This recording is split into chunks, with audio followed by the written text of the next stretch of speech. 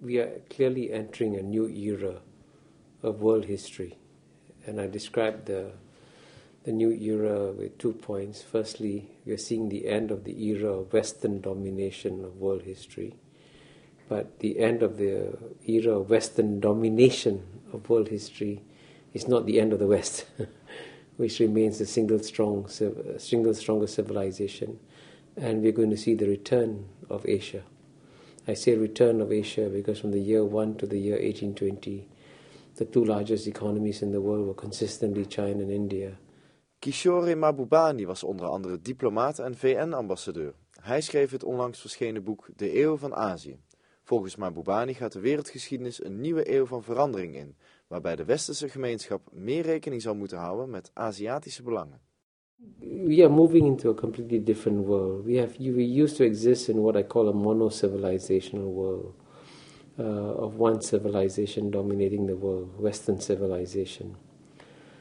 And when you move into a multi-civilizational world, you have to learn to understand how to communicate with different civilizations. And here the European Union is at a great disadvantage because it remains a Christian club after so many years. And it has been unable to integrate a non-Christian society within the European Union.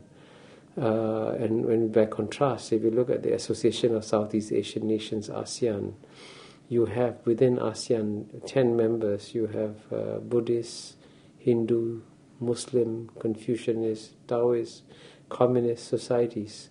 So it's an amazing variety of cultures that you find within ASEAN. And that ASEAN is in a sense a postcard from the future, because it shows you that in the organizations of the future you have to learn to cross the civilizational boundaries. And that's something that EU has not been very good at, and it's something that it should learn to do in the future. Well, I think it's too early to tell what the outcome of the financial crisis is going to be. And clearly the Asians do not want to see the Western economy suffer, because we are all in the same boat.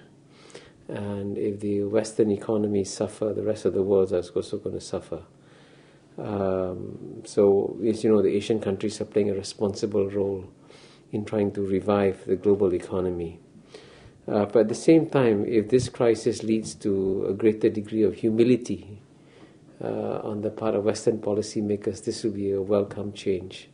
Because in the past, there was a great deal of arrogance on the part of Western policymakers when they spoke about the rest of the world, you know. I can understand the fear of the Europeans because they are aware that there's a lot of anger in the Islamic world that is directed against the West, right now primarily against America, but also against Europe. And I think it's important for Europeans to try and understand what are the sources of this anger in the Islamic world. And I think my book, in that sense, makes a very helpful contribution in making Europe understand that there are specific Western policies that have caused the anger. And this is good news, because if it is specific Western policies, policies can be changed. For the first time, a largely white society has elected a black leader. And that's an enormous breakthrough, you know. When you consider, just look at where Obama's father came from, Kenya, where they're still fighting over tribal loyalties, you know. And here in America, they can rise way above that and elect a black as a leader. And at the same time, I think the Islamic world will also be very excited by this development, because they'll be very excited that a man called Barack Hussein Obama is elected President of America. Even though Barack Obama is a Christian, he has a middle name Hussein, which means a lot to the Islamic world. And there'll be a sense of wonderment that America could do this.